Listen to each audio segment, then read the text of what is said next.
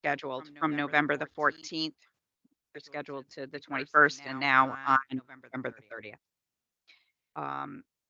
Is the tape started? Okay, so we're recording, and the time right now is 10:28. Um, First, I want to thank everybody for coming today and the accommodations in West Haven, and I think we got some hiccups here that we've got to straighten through. Um, in addition to that, I'm going to give a moment to Tom Hamilton to be able to give a little bit of open remarks with myself so that we can have some clarity before we get started. And then the other item I need to make sure is to remember that this is a special meeting and we will not deviate from the agenda today. Tom? Sure. Thank you, Kim. I just wanted to take a moment to address an issue. There was an article in the paper that some of you may have seen that I had been asked to serve on Mayor-elect Bora's transition team, which I initially did agree to do. And certainly, I've participated a number of years here with the MARB on West Haven, and West Haven holds a dear place in my heart, certainly.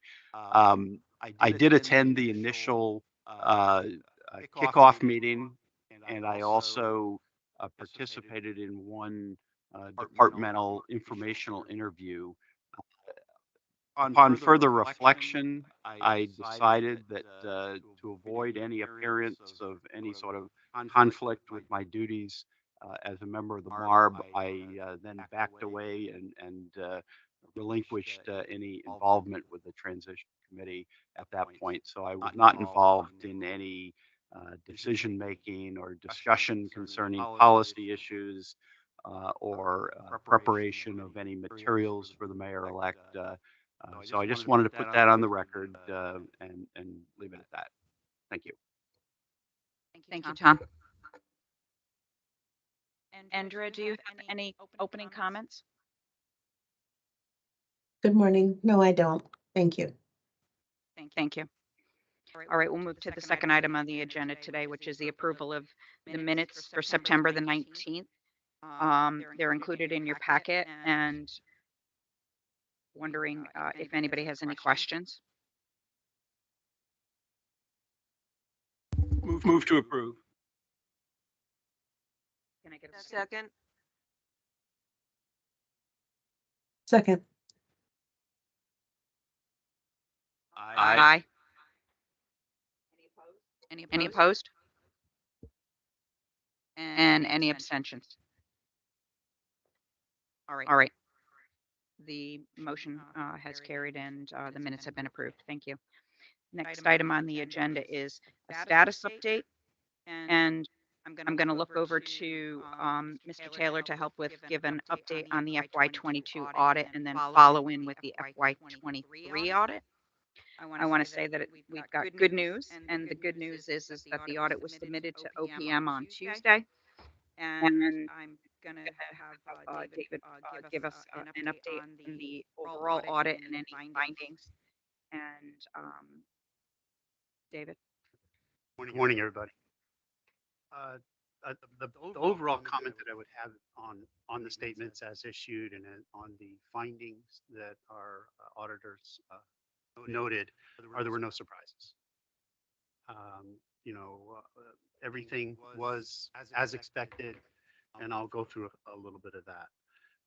Our one nice thing well, I'm sorry, I'm getting ahead of myself.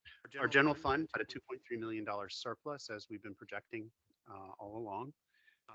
And our total governmental funds were $3.5 million positive. First time since 2018 when we did the deficit funding. And the second time over the last 10 years. So kind of a milestone, kind of a nice thing. So that pretty happy about that. Internal service funds is $8.6 million unfavorable. You know, this came out in the 2021 audit. And, we've been having a lot of conversations and we've been doing a lot of things about that. None of those things were done in 2022. So this is, again, no surprise. In 2023, we funded an additional $2 million over the budget, and in 2024, we were able to use ARPA funds to put another 2 million in there. So 2023, there should be some improvement, and then further improvement 24 and after that. And when we get to the 5-year plan, the plan is to fully fund during that horizon. Our statements have also been provided to Moody's yesterday.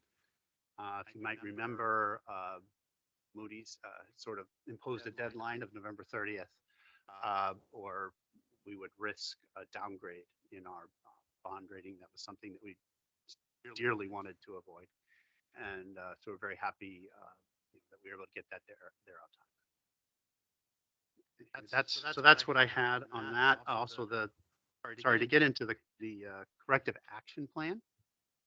There are 9 findings listed by the auditor. The same exact findings as previous years, so nothing new, which is a good thing.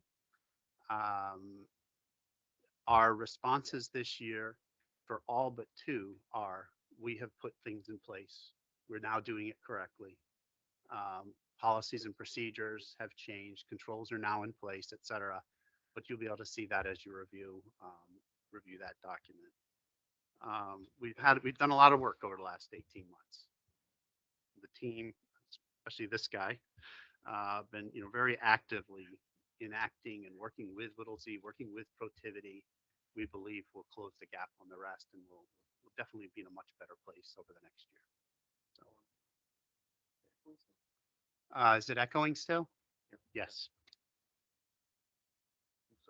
So I don't know if anybody else has had a chance to review these. I kind of doubt it.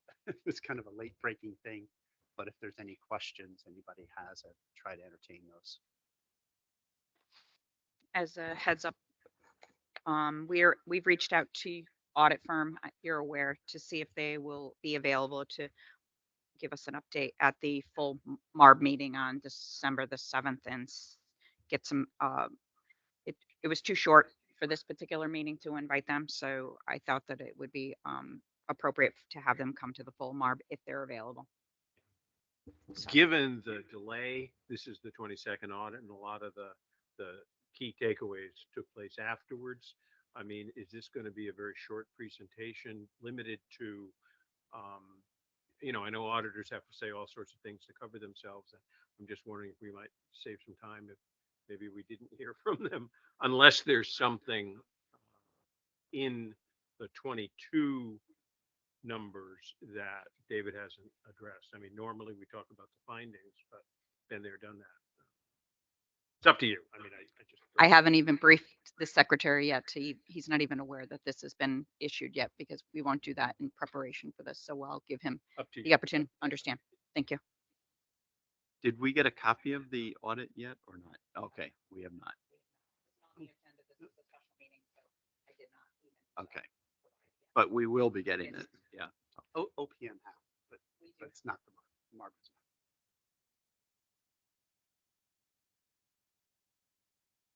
And I just wanted to give one other comment moving into the FY23 audit, and that being that with the hiring of Protiviti and as the financial manager, they have been asked to, as one of their highest items, is to make sure that all the deliverables for the FY23 audit are coming in a timely manner so that we can, the goal is to close this down in 6 months.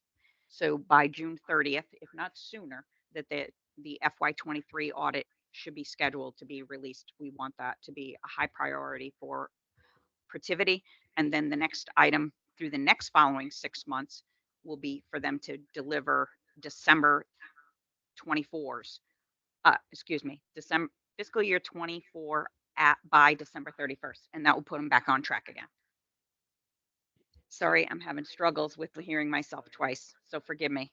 Said he's aware of that, and we're heading that way. Currently, all the adjusting journal entries for FY22 have been posted, and we've forwarded trial balances to the auditor. as you might imagine, with them trying to finish up the audit and get things posted, they haven't looked at those yet. They might be looking at them today, but who knows? David, is it the same auditor doing the 23 audit as It the is. 22? It is. It is. Okay, so that should presumably That should help. help. Unfortunately, our charter currently precludes them from doing the following year audit, which I think is a detriment to us in cutting down the timeline as what we're trying to do. So that's unfortunate. Not sure what we can do. So as soon as we get back from them that they're okay, we've posted our entries correctly. I like to be sure of that before I move forward. We'll work on closing out 23. There's a number of closing entries at the end of the year, balancing funds, etc.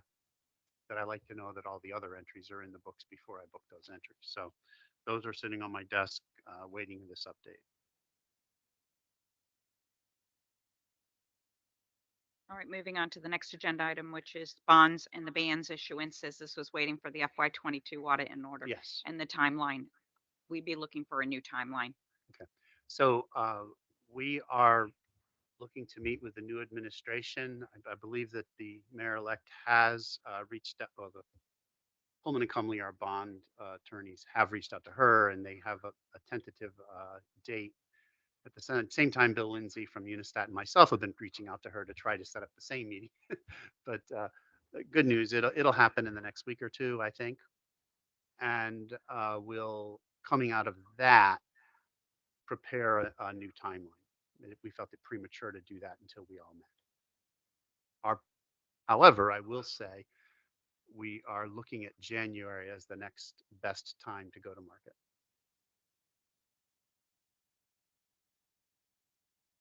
And I think based on the MARB meeting, we were comfortable with that, knowing that this could have occurred. So everything that we voted on at that full MARB meeting, I think we're covered.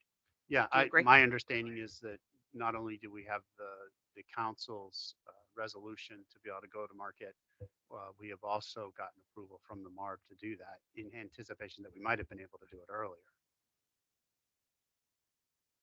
Agree. We probably already talked about this, but can you remind me, do you anticipate a negotiated sale or a competitive sale? I believe it'll be competitive, yes. Okay. We did the negotiated sale on the 6 million. That's why you're asking the questions recently. And that negotiation was just rolling the bonds over with the same entity. Right. Yeah.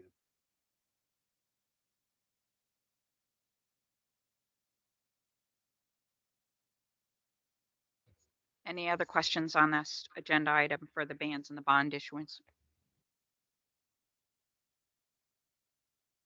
All right, let's move on to the next agenda item, which is the big item for today. Well, I guess we have a couple big items, but this one is important to, I think, all of us. And this is the review, discussion, and possible action of the 5-year plan. And first, I want to start out by thanking David Taylor and his team for all their efforts. Don't roll your eyes at me. For all your efforts and really making sure that the committee is comfortable with your transparency, listening to the advice that we have given you, embedding some of those, including that in the revisions. It seems like it's been a delay since we've addressed this topic since the last time we talked about it was September 19th, but we are all aware that this delay was because that same team was trying to get the FY22 audit statements completed. So that's completed, and now we can get back to this action. And I'm hopeful that today we can look at this plan and we can look at it objectively. And no plan is perfect, but if it covers all of the majority of the items that we're looking for, it's a living document. And in 6 months, we have an opportunity, or 5 to 6 months, to look at this again. And I think that our goal, and it would serve this committee well, if we were able to take a look, if there's anything that we need changes to, we address it, we bring it to their attention today, and then get ready to take it up for full MARB. He has an opportunity to make any changes if we needed any constructive criticism today. But I want to appreciate all the hard work that's been done. And I think that we're ready to turn it over to you, David. I think you might need to give us a overview again of that plan because it's been some time. Sure. Thank you. Thank you, Kim, and want to thank the OPM team because and the MARB because we have had a few meetings since then and discussed some of these issues at length. So it's been great support. So as we look at this, and you have a PowerPoint, and you have and you also have some plan documents spelling out the plan department by department, expense code by expense code. But if we could start at the top and look at it under an overview. I do want to reiterate things that I said the last time. I believe this is a conservative plan. I believe it's solid, and I believe it's achievable. Every year is balanced, and there are mitigation plans to improve our bottom line, most especially to fund the general fund and the internal service funds and accelerate our funding of OPEB. Our pension plans are funded at the ADC. We are letting our actuaries guide us on what's to happen there, and so there's no intention at this point to focus on overfunding those versus the budget, but we would overfund the other funds on that. The plan also has some levers, and it's important for everybody to understand that. If things were to happen in emergencies and whatnot in the city, and things are not to go the way we think they are, we can always make hiring decisions, delay positions where they are not critical. We also can make capital spending decisions. This is our wish list and what we think it takes to keep the city running. Most importantly, and we'll get into that later. But there's a whole section on capital, but we can get into that. And then there's contingency decisions, as was noted the last time I presented. We have greatly increased our unallocated contingency line in here, and that was to make sure we had funds to make changes, hire new positions that are not considered in the plan that are being suggested by Whittlesey. And as we work with Protiviti, other things that we think would be a wise spend for the city. It's important when we think about levers to also say that there are a couple of things that are not levers, and in my opinion,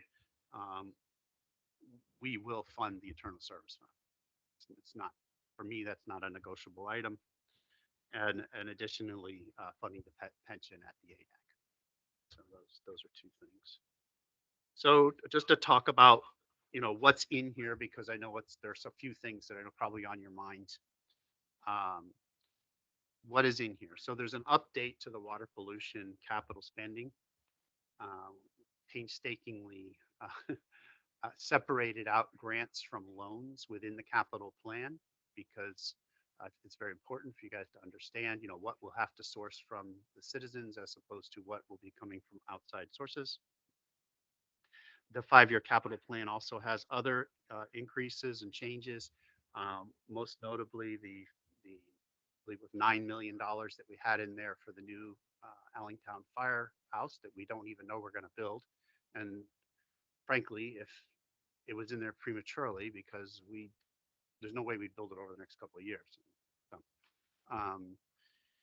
additionally, there are increases to the cost of our police car replacement plan. We actually looked at the market and found out that we were grossly under what we could buy them today. So we've put some factors in there to make sure that we can afford them against the capital plan. So those are the big changes there. The other thing to tell you that the Board of Education is in at their original ask. There's no change to that. So what's out? Well, I just mentioned the Board of Education. The current teacher's contract, which has been pushed back. The MARB has not acted on it. That increase is not in there unless it's in their contingencies. So I hope it's in there for that. But the police pension that we've been reviewing together, that is not in here. The brewery lease and associated grand list increases are not in here. So there's an opportunity.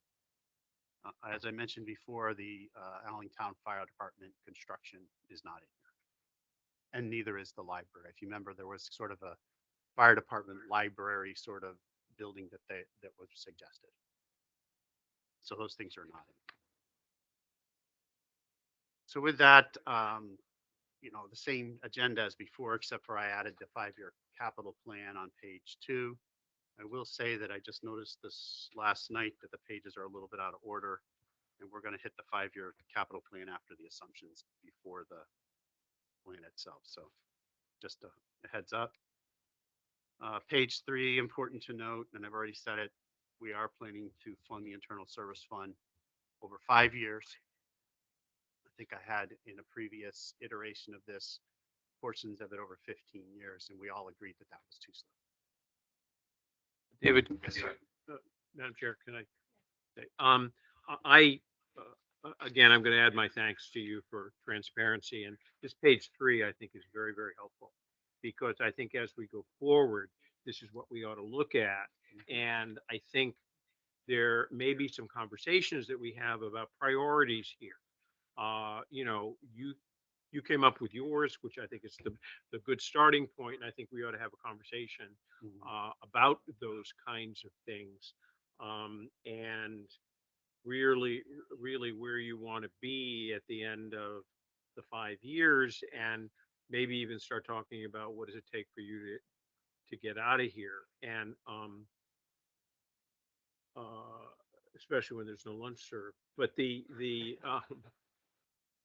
so I think this is very important. We can start a conversation here, but I think we just want to have markers and say, let's put this, let's say before April, when you submit the new one, that there be some kind of conversation about certain items. One is OPEB.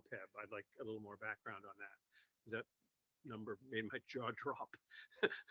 And I had a second. It's a large number. But, I'm glad I could help with that. yeah. It's good. I told you, foodie paradise. Okay. Thank you.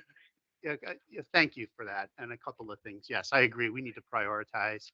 In fact, as we approach 7.5% of total revenues in our general fund, we might choose not to continue to increase that, other than to keep it at that level. That's the conversation. Yeah. Great. So on the mitigation measures, I just wanted to point out, and we'll get to it, is on page 10. Obviously, you can do whatever you want so far as turning pages, but it does have almost $24 million over the next 5 years, which, of course, it's going to take some work and it's going to take some effort to get it, but $24 million of potential savings against the plan or increased revenue against the plan. Page 4. Again, some things about the pension plan and how we're planning to fund it. This is not updated for the F22 audit because I obviously got that after I submitted this. And again, just to point out, this does not have the police pension plan where we would convert the people in the 401k to a pension plan included. Yeah. Well, on the OPEB, here's the marker. I was stunned that on our watch, that has gone up over $140 million. I think we ought to talk internally how that happened, whether there was anything we could have done, should have done. And I'd like to know I know Connecticut is one of the leaders in the country on OPEB. And I don't know where this stands compared to other Connecticut jurisdictions. I'd like to know maybe nationally what folks are doing about this. And in particular, when you hit the wall, that is when your pay-go is more than you have historically budgeted, plus whatever's in the reserve. I don't know if I'm describing it exactly, but you hit the wall and you can't do this anymore. Right. And we ought to know, because that gives us a timetable to kind of fix that, I'd also like to know, and again, this is markers for the future, um, a list of all your major collective bargaining agreements and whether or not for whom the OPEB is in effect, and for where you have negotiated out we're not going to do OPEB for you, that kind of thing. And what the cost share is, because I think that may, and again, I can't prejudge, but it may want to be an item of negotiation in future contracts. So I think we need a big picture on OPEB, what to do with it, certainly stop the bleeding, and then see what we can do. Yeah, a couple of comments on that. Sure, Yeah, please. there are a number of unions that do not have continued health care, et cetera. So we are, and so it is something effect 11 years ago. They took it away from the one I'm a member of. So, Right. and maybe not 11 years, but a few years ago. Additionally, around the state, we're in very good company. Okay. If you look at the report that the OPM produces, you can see where we're at.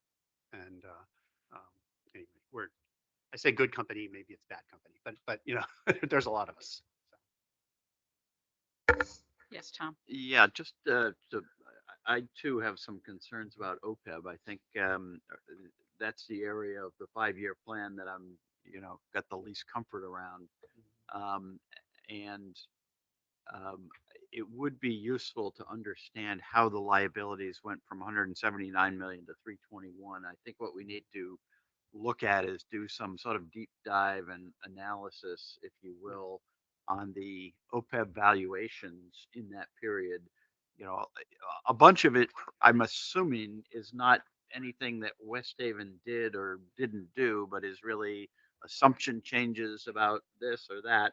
So, it may be changes in methodology and so on, but it would be helpful to really understand what's driving that large increase in that liability, number one. So I don't know whether that's a project for OPM staff or a project to throw to the city, but I think somebody kind of needs to really dig through 5 years worth of valuations, OPEB valuations, to really understand what happened there and why. So we revalue this every 2 years, and that's done by Milliman. Were they the actuary all 5 years, or was there a That's change my in understanding. actuaries? Yes, my understanding. Okay. I don't believe that their underlying assumptions have changed. I think that probably life expectancies and things like that may be a little bit more appropriate.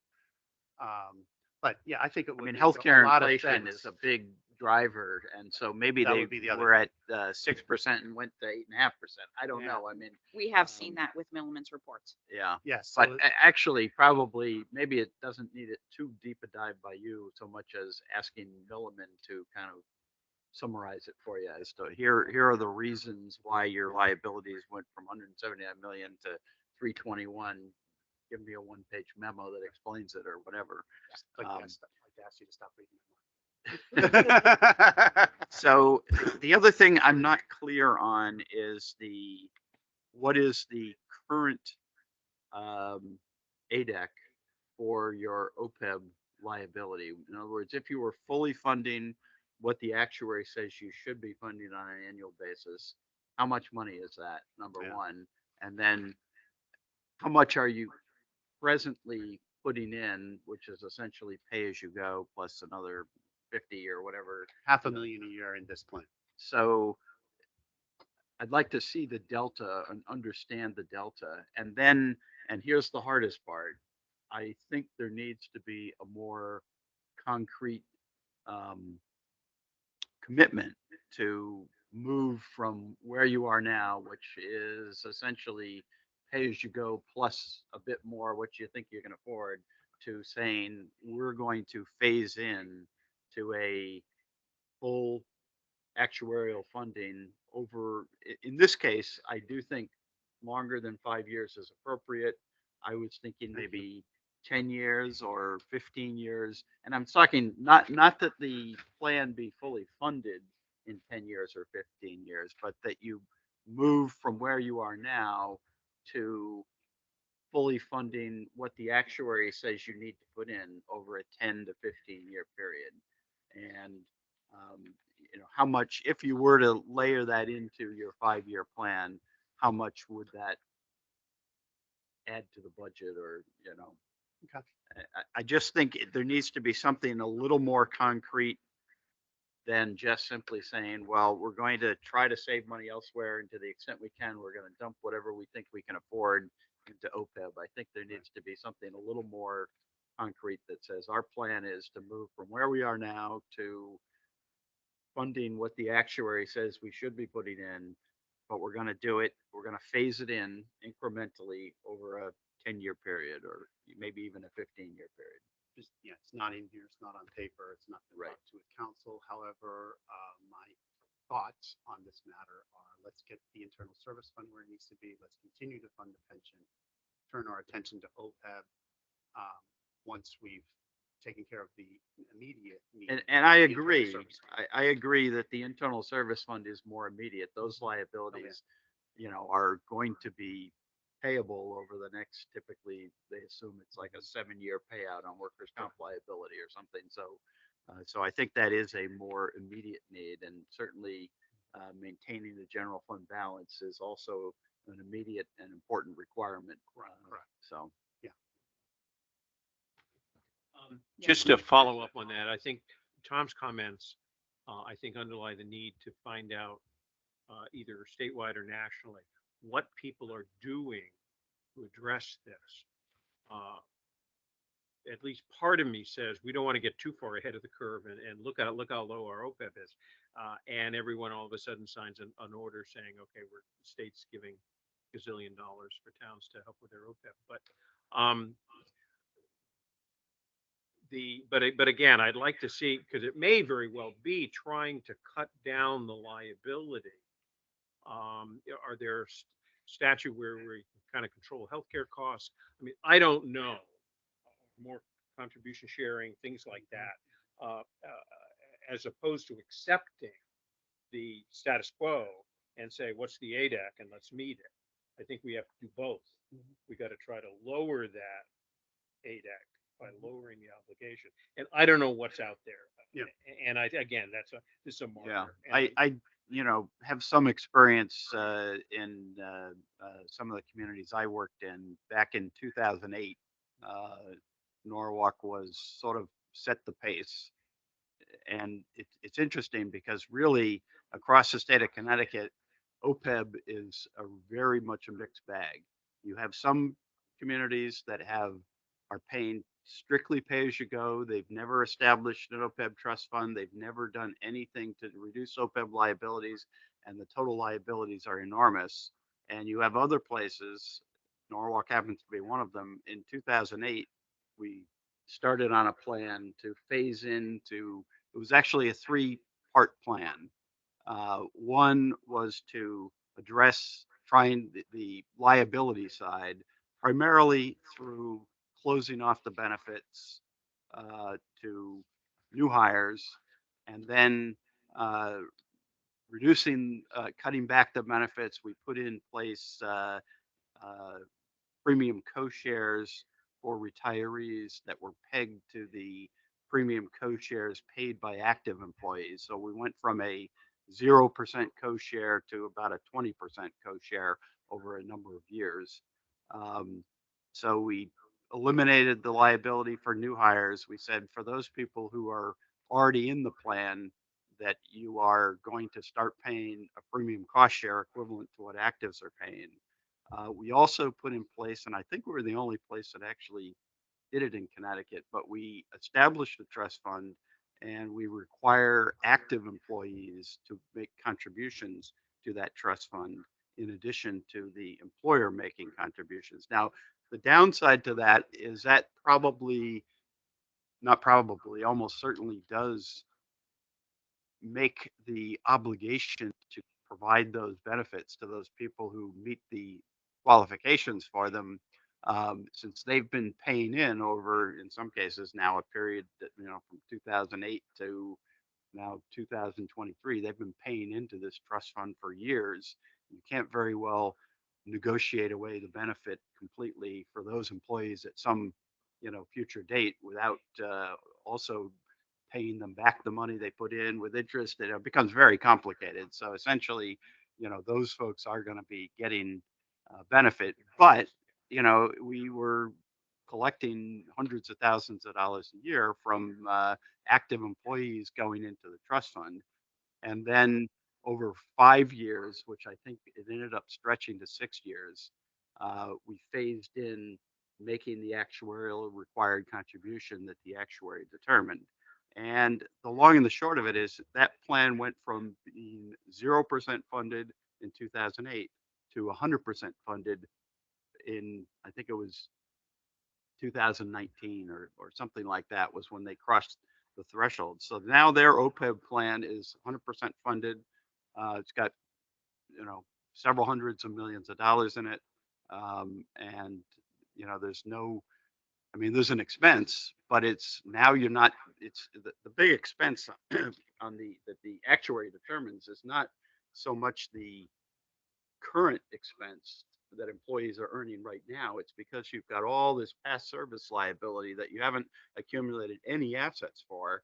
And you've got all these people who are already out of the system who are retired collecting benefits. And the determination of how much you have to contribute picks up all that liability. So the actual cost going forward, once you're fully funded, is not that terrible. So so that was an approach that was adopted in Norwalk and been adopted in a number of places. And as I said, there's also quite a few other municipalities that have not really addressed the OPEB liability at all. So anyway, that's my long-winded story. Thank you, Tom. No, I think that that was very helpful for all of us to be aware of. Yeah. And sounds like a fantastic plan. It does. And the city of West Haven has been involved in some of those things. They've not asked people to fund their future health care, which really, well, anyway, money's fungible. Let's just say that. I would imagine that locked in their premium share since they were pre-funding. Susan has a question.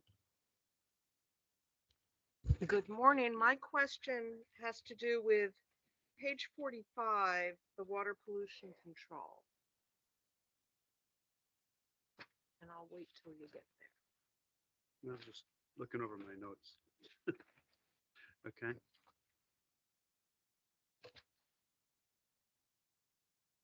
This is she's referring to the capital budget request. Yes. When we had a presentation in September, there was a discussion of a new incinerator, Mhm. and here it says outsourced to third party Yeah. without any funding. So Yep. is We there are. a decision to There's not? no decision made. Okay. With all the funding that they're asking for, Yes. I said, for purposes of this plan, I'm not putting an incinerator in here. You Okay. have this other option that you're exploring, and that is a third party who's done this in another municipality. I think it's a municipality, might be a state, but anyway, is successfully taking care of the biosolids, and it actually comes up, the byproduct of that is something that's saleable. So there, as opposed to hauling your sludge and dumping it somewhere, Right. you actually have a sale. There's no waste. So funny word to use, but anyway, so I said, this option is available. That's how we're putting it in this plan. So it's If a you want to do placeholder. something else, you're gonna have to come back. Okay, and I mean, all of the water pollution control pieces are expensive. I would imagine should the FEMA grants not come through, you'd have a plan B, but that's at a later point. Yeah, I'm not prepared to Yeah, ask you to fund things outside of what I've put here. okay, I don't yeah. wanna- I mean, Thank again, you. we have every reason to believe that we can get these grants. We're working with FEMA today to make Okay. that happen. And as well, Clean Water Fund, we have a long history with them. We understand what can be loaned, what can be Yes. granted. So, anyway. Okay, thank you. Are we gonna, I'm just given Yes. the time, can we, you were going through this like Yeah. page by page. Do we continue that or do we wanna? Well, I have a question on the OPEB. Do your questions indicate a change to this 5-year plan? Okay. At least for me, leave it as Not is, for me. make a marker for conversation Yeah. along. Yeah, I'm gonna say that. Okay. So far as that's concerned, the things that changed are the debt service, which is an outgrowth of the capital plan changes. That's really the change in here. Okay. So if you want to turn a few pages before page 45, or actually, let's not go that far. Sorry. I had a nice summary. I'll find it for you and let you know the page number. Yes, sir. When you combine the mill rate, proposed mill rates here with fire districts, you've got to be over 50. Yeah, we are. That's it is displayed in here. No, it's over 50. Yeah. Right. No, Yeah. you did that. No. Mhm. I think it's presented. It I want is. to talk about Okay, that sorry. as an assumption.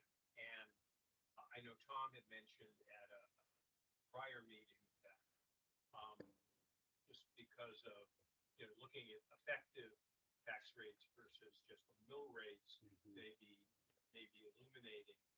Um, but I guess my question, for which I don't have a suggested answer, is at what point are the taxpayers going to push back on what you've got, either at the city level or at the fire district level for the other two fire districts? Because that is, some of this is funded through tax increases to the extent you're doing economic development, and I know that's been the big barrage, but you're going to be doing something, and is that a disincentive? So I just think, and again, I think given that this is like 4 months away, I don't know about a change, but I would make a marker, and again, the new mayor's going to have it.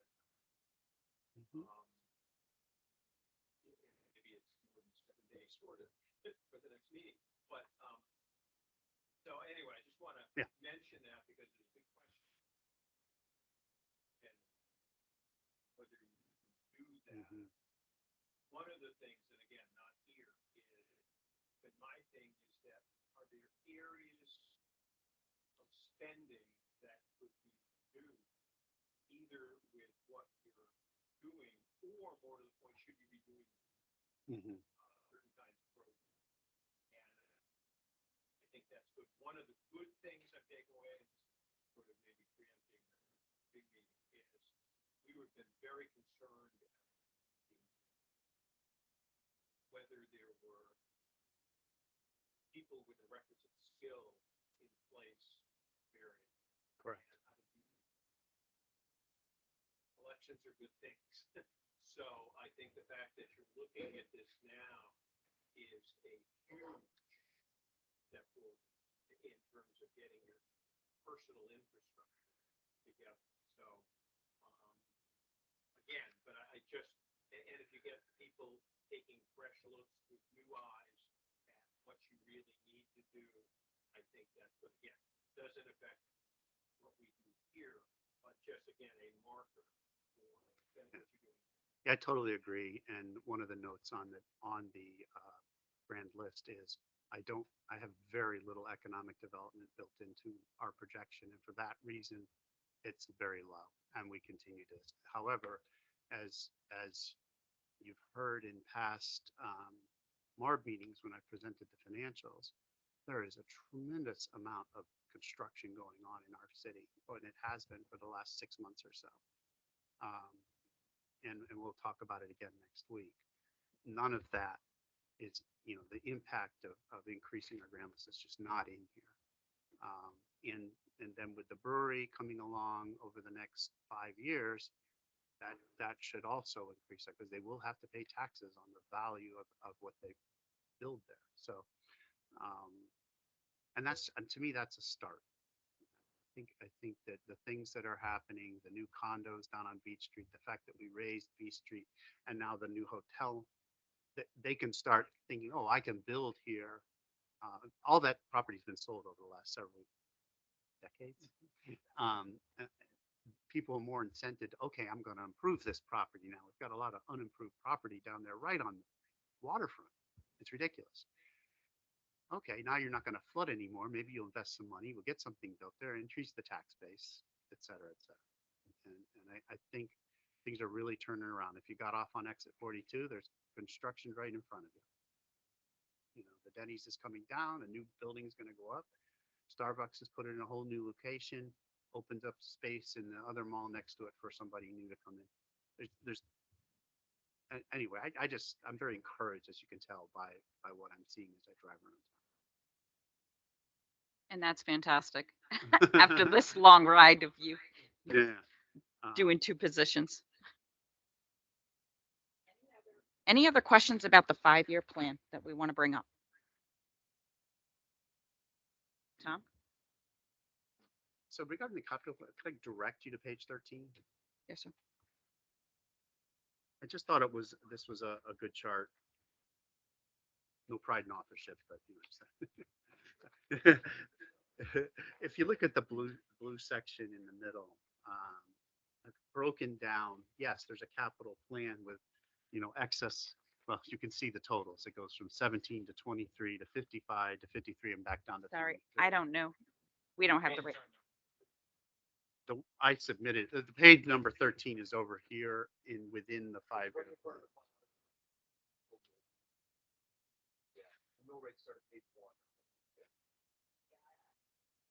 Right before that.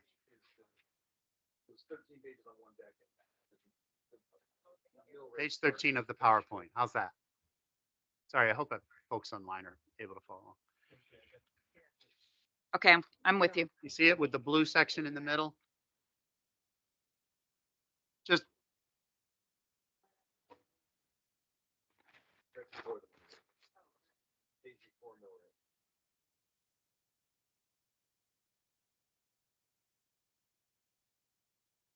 Anyway, go ahead. nope. Show of cards. Take it online. Sorry about that. The blue section there tells the story about our source of funding, sort of in a summary fashion. And as you look down through there, of the funding, that capital spending, sorry, that we're planning to do, 58% of that will be bonded or we'll get loans for it over the 5 years. The other 40, and so the 42% of it will be from other sources. So it made me feel better about the numbers when I did this. Exactly. Well, if we don't get the grant, then we have to make other plans and assumptions. I mean, we'd be talking about that together, won't we? So I just thought that was a good thing to look at. Yeah, the rest of it you've seen. I've described the changes that I made to the capital plan. So as Kim was saying, what other questions do you have at this time? Again, I think for the meeting, I'm fine with this. For the meeting, it might be helpful to have a little one-page bullets of some of the things we talked about to be discussed between now, or to be worked on between now and then. I think the FEMA grant has a kind of you got to watch this. Oh, yeah. Kind of thing. Just again, I think that's why your goals are really terrific. If we focus our attention on those things, and again, the same things. You've got your mitigation, which is very, very helpful. We can keep progress. This is happening, and then that things that can happen. One of which is FEMA. So, and then maybe some other that. But so just do that. Just for a more orderly, thoughtful conversation because we've gone beyond, you know, gosh, how come you haven't submitted the 5-year plan to we're now getting into the finer point. It's where we should be. Yeah. Yeah, watch list. Yeah, that's what I thought. It was like a, sort of a work list, watch list kind of type of thing. Be great. I don't just, I think something mentioned something about what people are doing nationally on OPEB. I officially asking for Kim's help on that. I can use the state stuff. It's very easy for me to use the state stuff, but This, the I think national the state is the place to start first. But it seems they're not doing such a great job. Oh, it's all over the place. It is.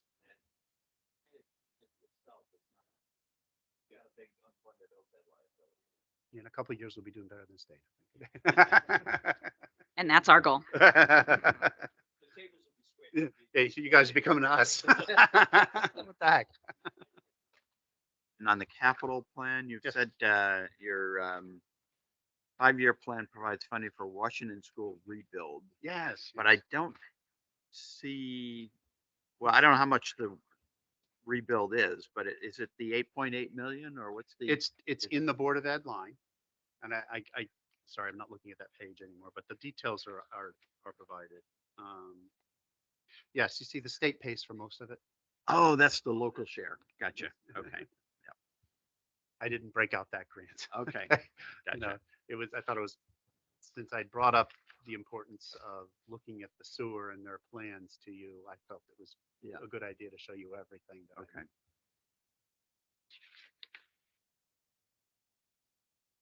So just my recollection on school construction, you have to front the money and then get reimbursed, correct? Correct. Wish it was the other way. We could talk about investment income. Anybody who's on the Teams call or OPM staff, do you have any other questions about the 5-year plan?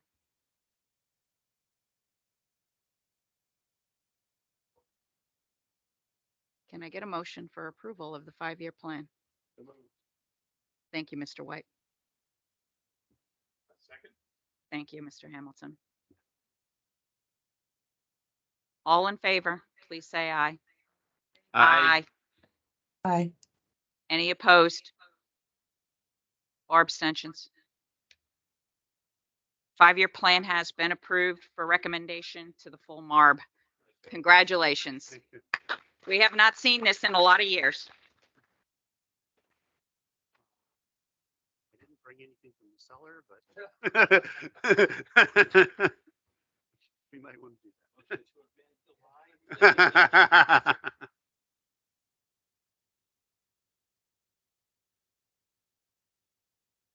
Great work, great work.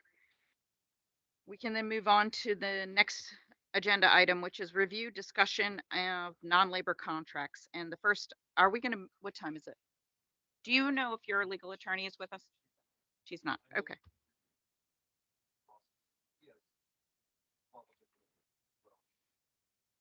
Let's, we'll move this. Yes, we'll move this agenda item down on the agenda and go through the other contracts, and hopefully we can get the attorney to join us on the lease, if everybody's comfortable with that. All right. Let's move on to the Coastal Technical Services, Inc., which is the WPCA hydrochloric, I guess it is, storage tanks. And who is going to give us some background on that particular contract? I can give you the background on that. So these are tanks for, he explained the technical reasons for these, and it went right over my non-engineering head. What I was told was if we don't remove these and replace these tanks, then you're gonna flush your toilet and nothing's gonna happen. So this was sent out to bid properly, is funded in the WPCA budget. One supplier bid on this. They will conduct the supply and installation and removal of the old tanks. And their contract and everything is submitted into this packet as well. Postal Technical Sales is the name of the company. Ethics disclosures in there, non-collusion affidavit, everything's submitted in that.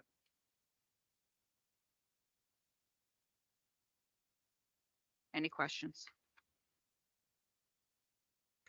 I move approval. Second. Any questions, discussions?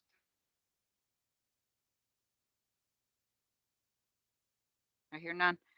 All in favor, please say aye. Aye. Aye. Any opposed? Or abstentions? I didn't hear people online, so I want to make sure Andrea's still with us. Yes, I'm here. I said aye. Thank you very much. I'm sorry. No, that's okay. Mr. Falsigno, you still with us?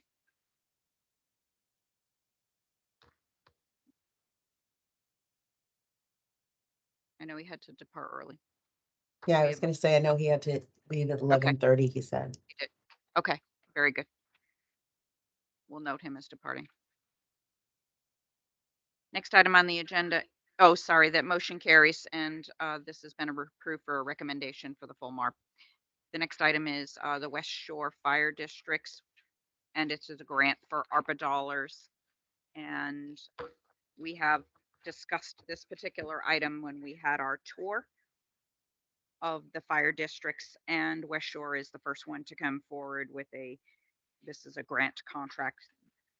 And I will ask Yes, this is Subcommittee to give us an update. this is for the ARPA grant that we spoke about when you did tour the facilities.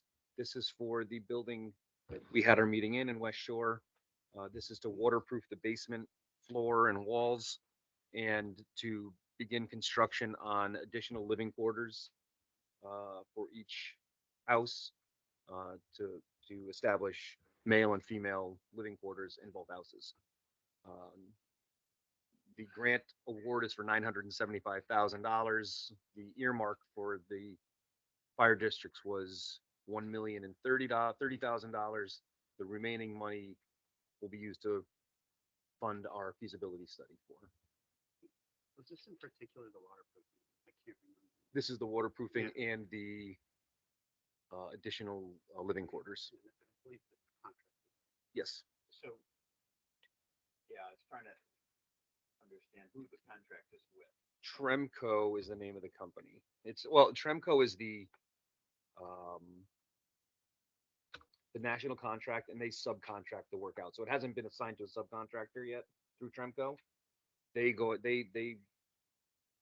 perform the scope review with a local contractor who performs the work as an authorized Tremco dealer, if you would. So is that both the waterproofing work and the Construction. construction? The interior construction, no, the interior construction hasn't been bid out yet. This is just for the contract usually is just for the waterproofing. I apologize. Just at West. Yes, just at West Shore. I have some concerns about this. I know it's ARPA and it's free money and all that, but we have for a number of years been dealing with the fire district situation. The fact there's 3 of them. I know many jurisdictions in the state have abandoned that. I know we had a recommendation that early on that said you're not going to save an awful lot of money. I've been a little skeptical of that, but that's what it said. People know a whole lot more than I do. And I think there was something we got a report on some fire district things, and we were told that essentially the fire chiefs of the 3 districts, at least the two of them, the ones not Allentown, really didn't want to work together. And if that's the case, I have very little interest in giving West Shore any money, absent some kind of undertaking that they are going to cooperate going forward. I don't know what form that takes, but I have some concerns. I also have some concerns about the timing which is we're going to do some kind of feasibility study um,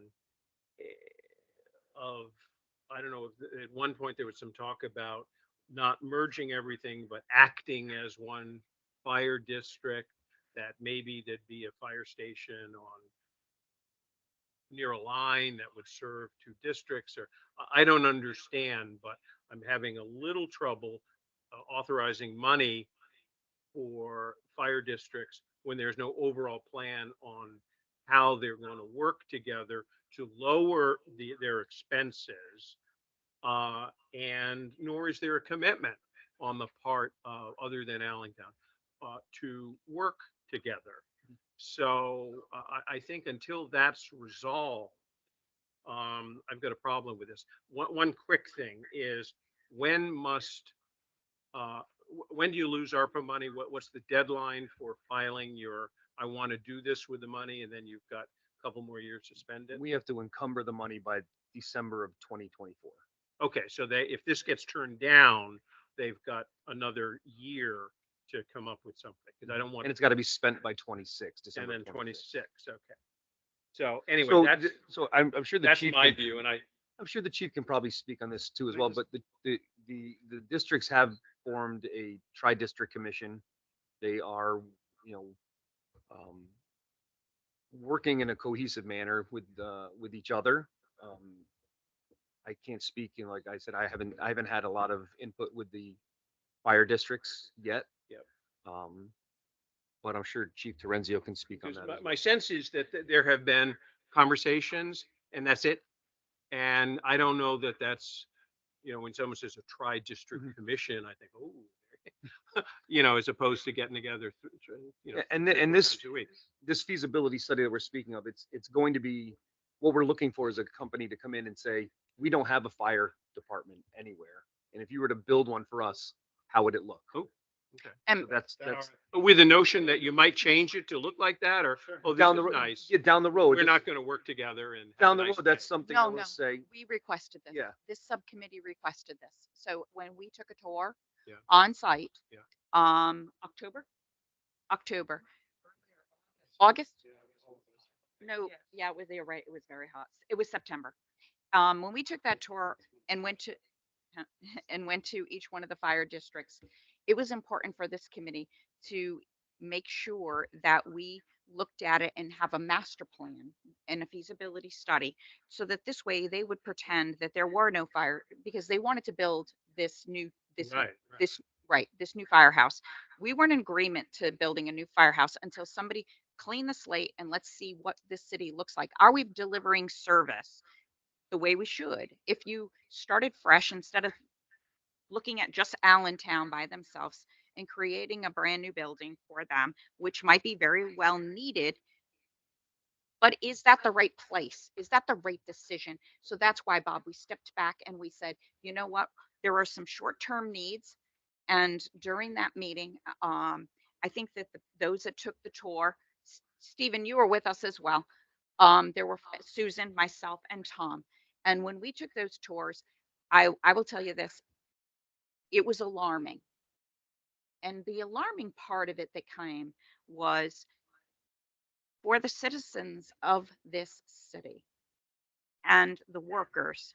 If you look at the, the fire departments that they're working in, there are some immediate needs. So are you going to increase their taxes, or are you going to utilize the dollars that are already here? We give these dollars out to nonprofits, to hospitals, and those type of studies. But here's our fire who have direct need. If you looked at the sleeping quarters, I'm sorry, it's horrendous. You would not want to sleep in that at all. You would not. And I think that there is an immediate need. Otherwise, I would not have voted. If I did not take the tour, I would not have voted to purchase land that would be a parking lot. But unless you're there, you can't even turn that fire truck around. I don't even know how they're doing it. It's that bad. And they're saying that that location is a critical location. So I was supportive, and many of the committee members, we were all collectively supportive of it. I think, Bob, it was a critical eye opener. And I'm going to stop and let Susan. I also went on the tour. I agree with what Kim said. What strikes me is whether you have one district, two district, or three districts, you're still going to need a certain number of firehouses. Maybe not as many, but certainly some.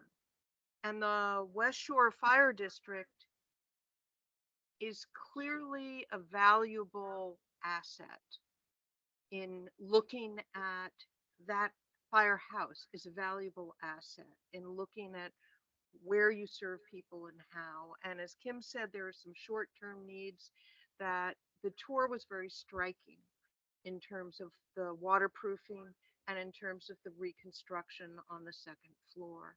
I will say to the three chiefs, the three districts were working together when they met with us, and that was a good thing. And we were focused on short-term immediate needs of how to serve people while the longer questions were dealt with in the feasibility study. But my sense is that this building is a valuable building. It's a valuable firehouse, and it should be fixed so that it can serve And the this would be a firefighters. priority over other short-term needs. I think it is a priority. Excuse me. I do think it is a priority. When you see that water leak, Yeah. yeah, No, I didn't go on the tour, and I I did. totally credit what you say, and I respect your judgments. thank you.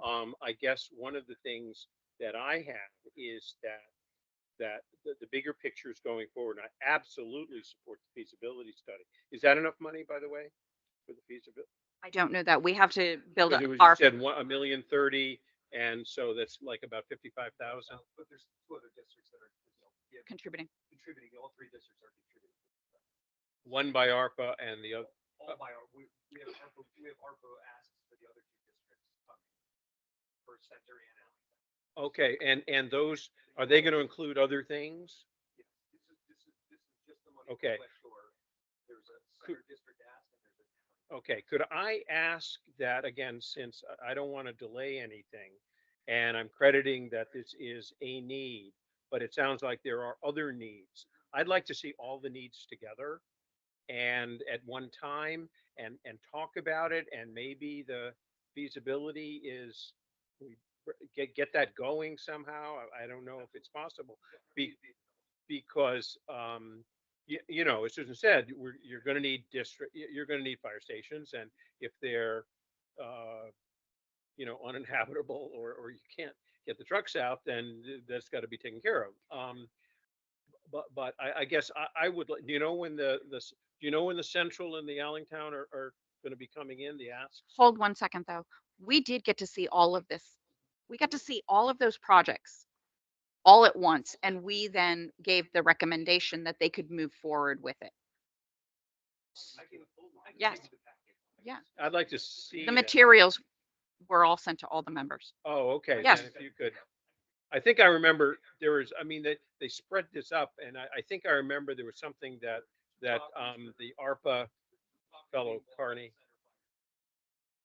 Oh, right. Yeah. One was, I want to buy. So it was one of the asks I want to buy.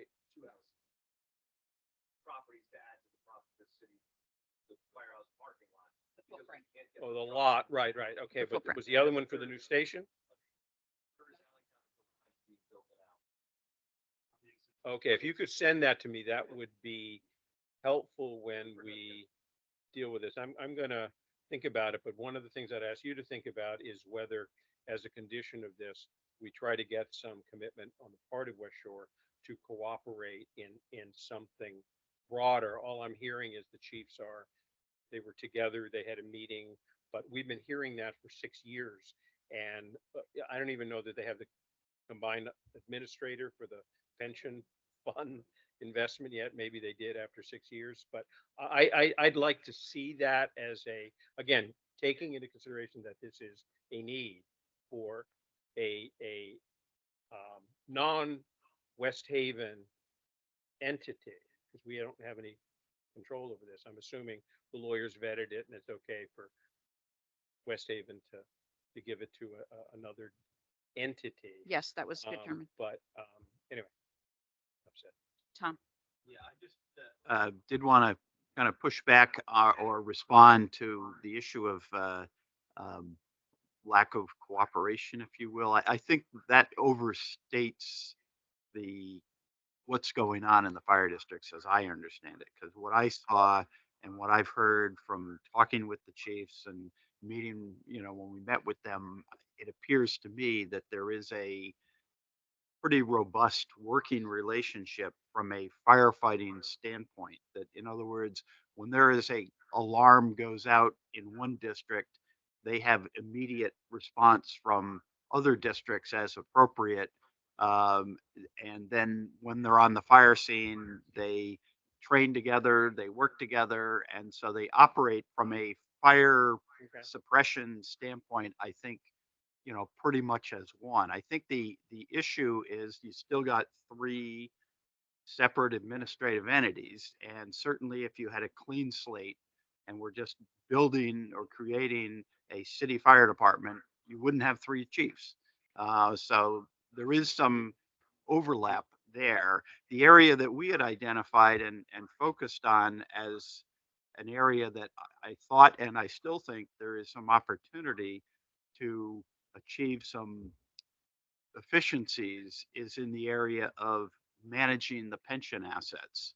And there they do still maintain three different management structures, if you will. And I think that's one that I still want to see the fire districts consolidate and have a single organization, not single, single basically plan divided into three pieces for the district. So you can still maintain an accounting distinction, but from the standpoint of managing those assets, I believe it could be done more efficiently and better if it were combined. So that's an area that I still think we should push on, and I would like to see that. And that's the area that I believe they have not agreed to do.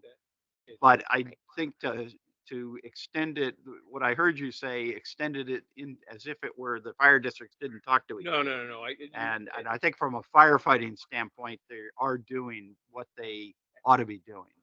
As usual, you add to the conversation and focus it. I didn't make that distinction. I've been focusing on the efficiency expense side.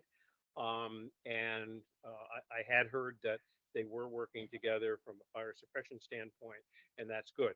But since that's not our bailiwick, it's finance. And I would say, given your clarification, that I might vote to approve this if there was a commitment to share the pension administrator. Well, where I'm at is I did attend the walkthroughs. I was like my colleagues was convinced that the need is real and it's immediate, and so I am prepared to support what's coming before us today. But I understand where you're coming from, Okay. and don't Okay, I just appreciate we've aired it out. And Yeah. I am also prepared just based on what we saw in the tour and the service and the needs of the fire departments. Any other questions?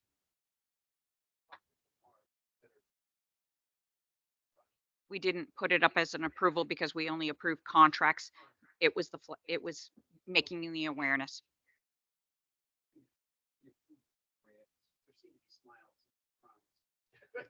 Agree. And that came with the subcommittee. Yeah. And Stephen, are you still on the line? No. Okay. Any other questions on this? Can I get a motion for approval of the West Shore ARPA grant for recommendation to full MARB? So moved. Thank you, Susan. Second. And I, aye. Any abstentions? Anyone opposed? Okay. All right. The motion carries, and we will move this up to the full MARB. Thank you. I heard that the attorney is with us. Yes. Do we want to shift gears and go to the brewery lease based on timing? That Because would be these great. other items, if we have to skip them, then we can push them to the full MARB. That's fine. Okay. And let me move over to the brewery lease. Give me one moment.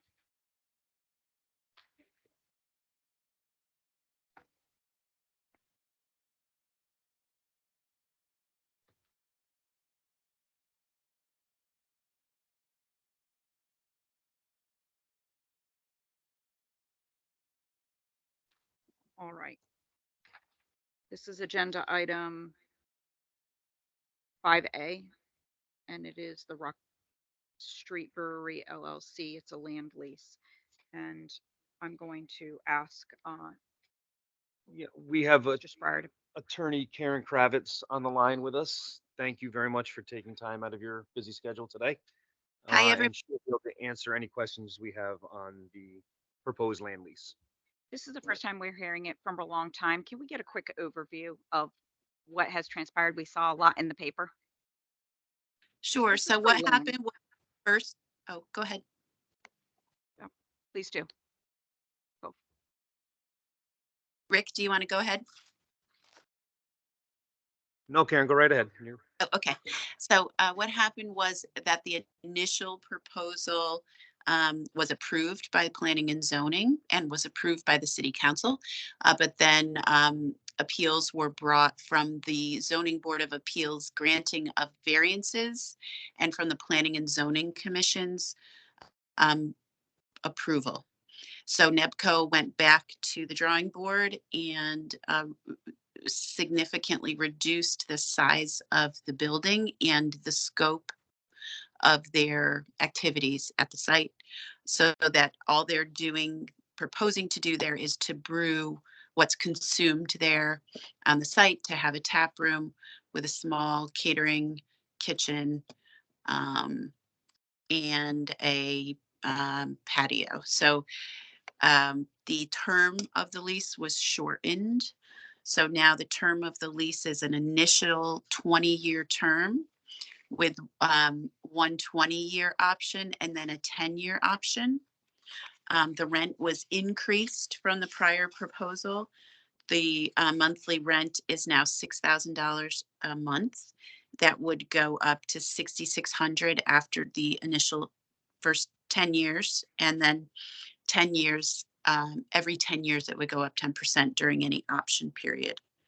They have also indicated that they would, if at some point down the road they receive approvals and are able to go forward with a larger manufacturing, to basically manufacture beer there that would be taken and sold other places, which was their initial plan, that their rent would go up to $83,333 per month, $100,000 a year, with a 10% increase thereafter.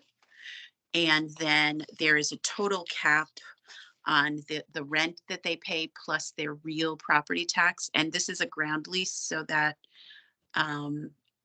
the city maintains ownership of the land itself. But the tenant owns the improvements until the termination of the lease. Then they come back to the improvements, come back to the city, but the tenant owns all responsibility for the property. So all the carrying costs that are currently being borne by the city, all the insurance costs on day one of the signing of this lease, all liabilities become the responsibility of the tenant.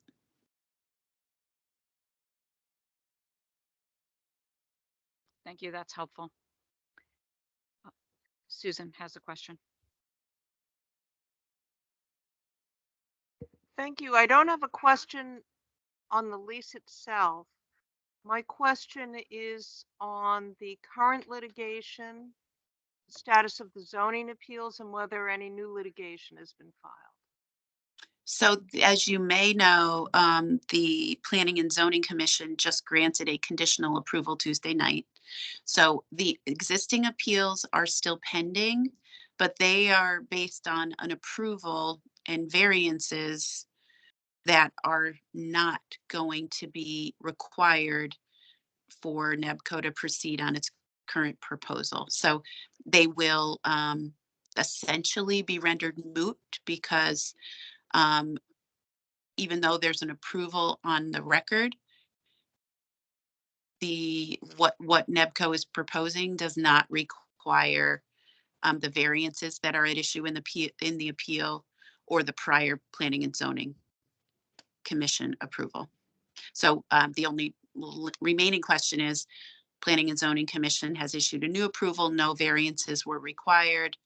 And the only remaining question is whether someone will file an appeal of that approval that was just granted Tuesday. And we don't know the answer to that.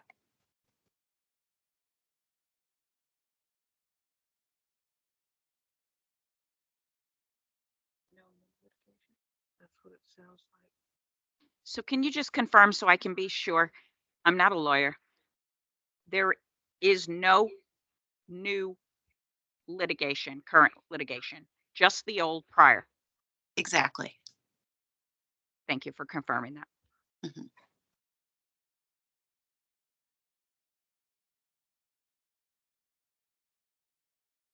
Any questions from the committee?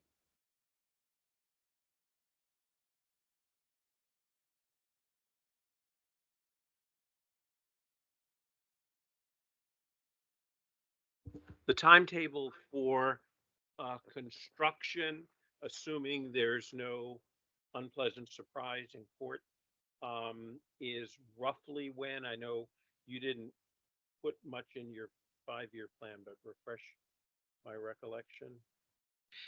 So what NEBCO, what is in the lease is that they start paying rent either in 1 year or upon receipt of a certificate of occupancy, whichever occurs sooner. And I know it's NEBCO's hope to get work done to capture some part of the upcoming summer season. So they basically, as soon as the lease is signed, they would start their interior renovation work in the hopes that they would open this summer. So the start date is unclear. Yeah, we start receiving money at the very latest a year from the signing of the lease, That's correct. or until they get a CO for the building. If they Right, get a if CO, that- whichever's Whichever the first, first of, yeah. whichever's Wait. first. They'd like to get that done by. Yeah, And their- then that, their goal is to be open by end of summer. So they're, Yes, yeah, so because they're not knocking the building down, they're using the existing framework of the building.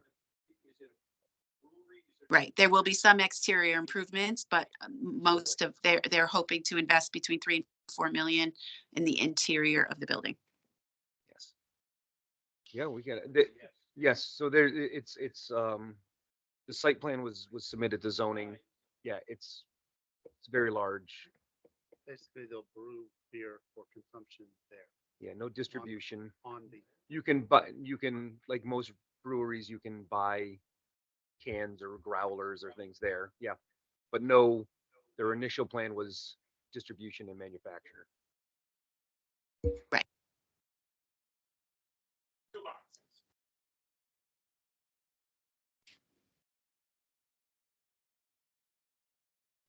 I would move to approve and recommend.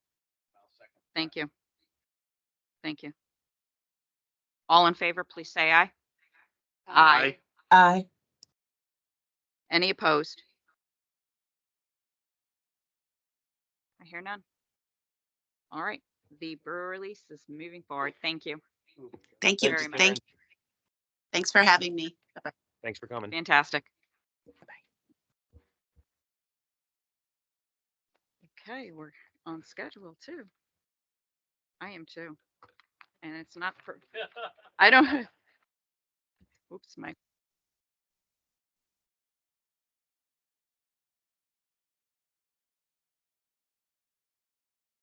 Okay, I think we can move on to the Bridges Healthcare. It's ARPA grant, health grant. I'm So, gonna go over to the city to, so Bridges is a local, healthcare advocacy. They they provide behavioral and therapeutic consultancy for adults and youth. They were the only applicant for this mental health grant from the city. And their ask was $100,000. This is a reimbursable grant, so they will be able to be reimbursed for any services only for West Haven citizens. So they're looking forward to getting started. This is something that the city is proud to be a part of and help an organization such as Bridges and help some of our at-risk youth and adults get the help that they need and probably can't afford right now. I move approval. Thank you, Susan. Thank you, Tom. Bob, go ahead. The, I'm going um, to take the second though. the term over which these services are going to be provided, when will it begin and when will it end? It will begin as soon as we have an approved grant for them. They will be able to start seeing patients, and it has to end by the end of December of 2026 when we can no longer make any payments to them. Okay, and was it clear in the RFP that this is a one-time? Yes, Grant? this is one-time $100,000 grant, not a non-recurring. So you're not expecting not them to expecting come to come back back and say- looking for municipal funding? No. Okay. Thank you. Any other discussion? All right, I hear none. All in favor, please say aye. Aye. Aye. Mr. White? Oh, okay, I'm sorry, I didn't. Any opposed? All right, we'll move this to the full MARB. Thank you. Next item on the agenda is New Reach Inc., and this is an ARPA food, you called it insecurity grant. And I think the second one after that, the Living Word Ministry, is similar, right? Yes, they're both.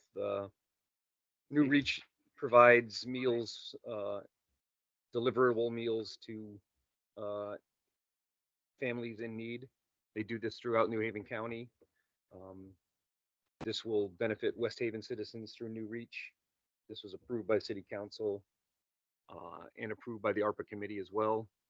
They went through an interview process, a videotaped interview process with this company, with this organization, and the ask for this organization was $75,000.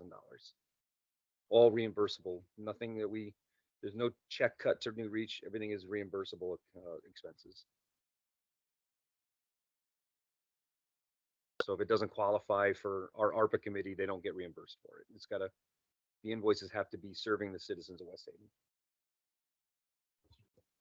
Yeah, I guess this applies for any of these where you're giving funds to outside organizations. This question is just who and how are you sort of monitoring, if it's reimbursable, that presumes somebody is actually looking at and vetting invoices as they're being submitted? Yes, so Who's we have doing that? an ARPA committee that no invoice using ARPA funds gets paid for without being approved by them.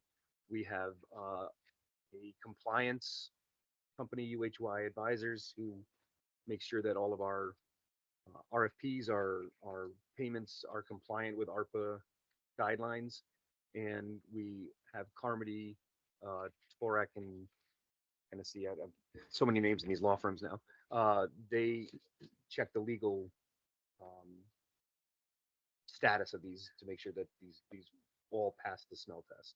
So nothing gets paid without them going through all those steps. One step was recently changed and communicated, and I believe this went through full MARB approval, that UHY is no longer, did it not? No, it did Okay, not. sorry. No, we heard about it. You just heard about it, but we've discussed it and we have things in place. We have checklists for the contract, checklists for the invoice, and these checklists are reviewed, and the finance director signs off on every single one of them. After it goes through the things that Rick just described. UHY is no longer looking at the invoices because we went outside and we hired somebody that's here all the time. We felt like that was a better use of our money that is paid by the ARPA funds. So nothing goes out without all those checks happening, and then it goes over to AP and subject to further review before it gets paid. Okay, thank you.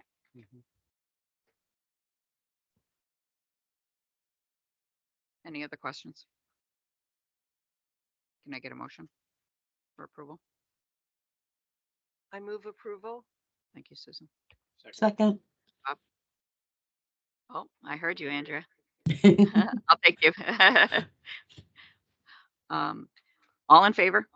I Aye. Any opposed? All right, motion carries. Thank you. Next item on the agenda is the Living Word Ministry. I think it's a grant as well with ARPA funds.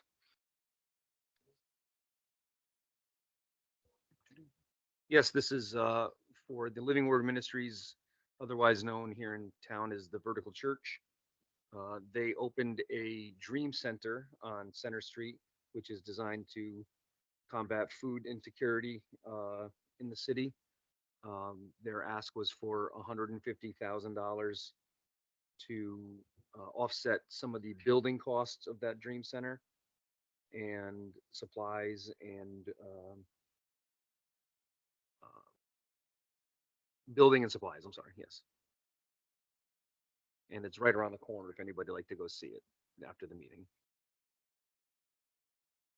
This is construction.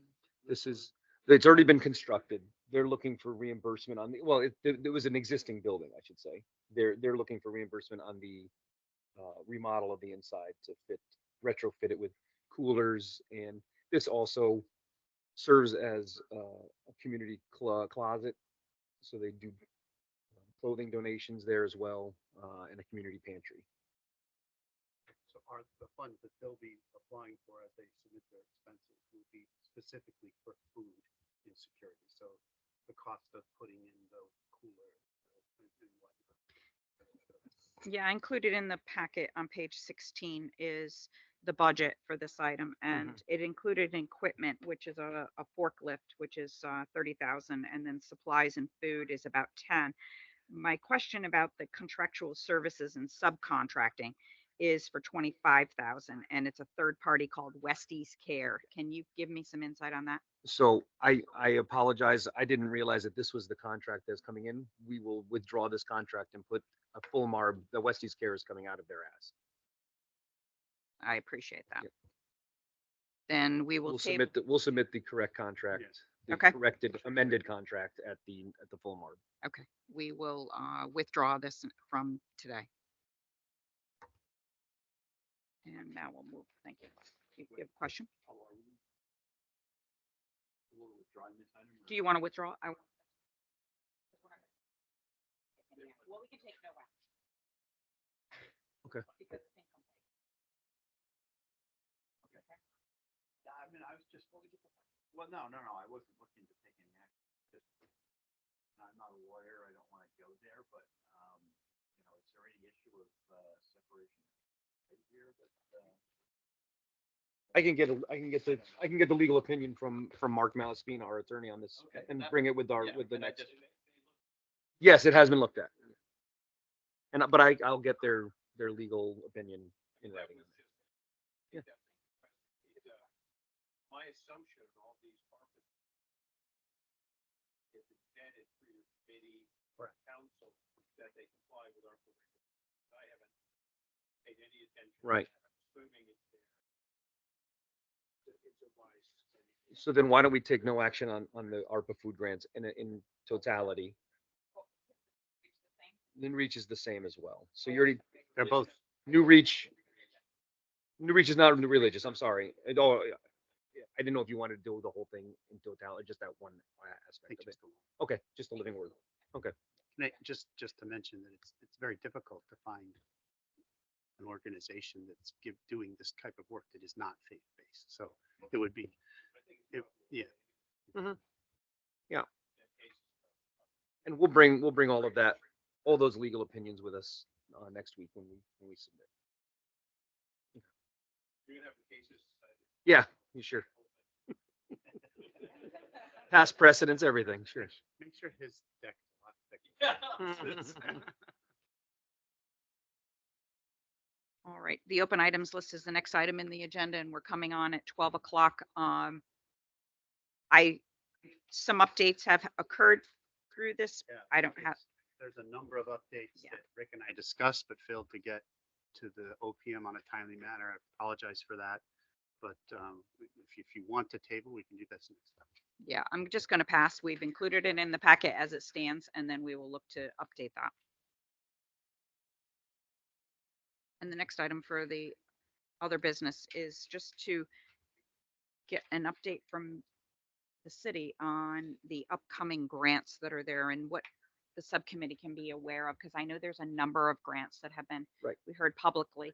And I think that it would be helpful just for an awareness state, not that we're going to be taking an action, but just in it. Make us Sure. aware. So you can see where the funding comes from for these projects we bring to you later on. We have so far, city council has accepted 4 grants from the state. The 2 that we've attached here are the $740,000 for renovations at the senior center on Noble Street, which was previously slated for ARPA funds. We haven't determined whether we are going to increase the budget for that renovation with this grant, or we're going to replace the ARPA money with this.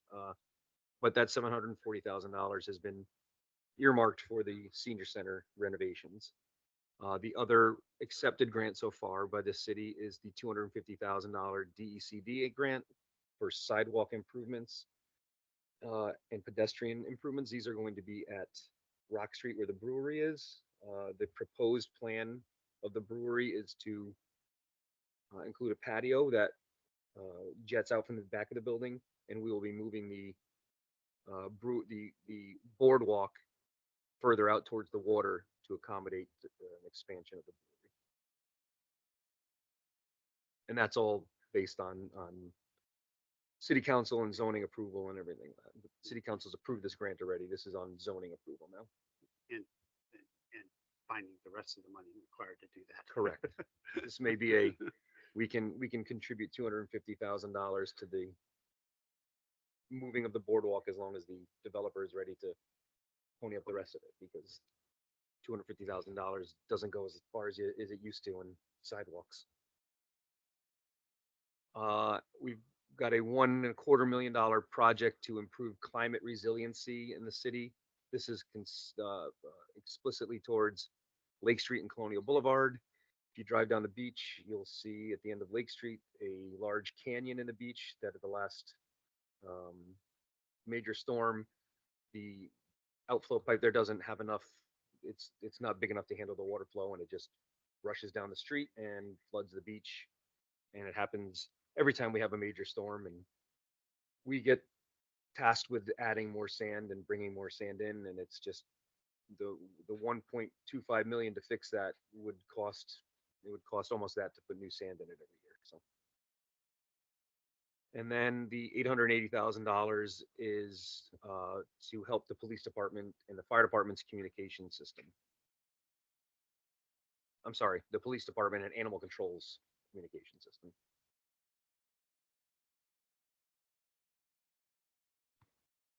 Those are the 4 grants we've received so far. Thank you. All right, this is a special meeting, so we can't take up any other topics besides what's on the agenda. And so can I get a motion to adjourn? Thank you, Bob.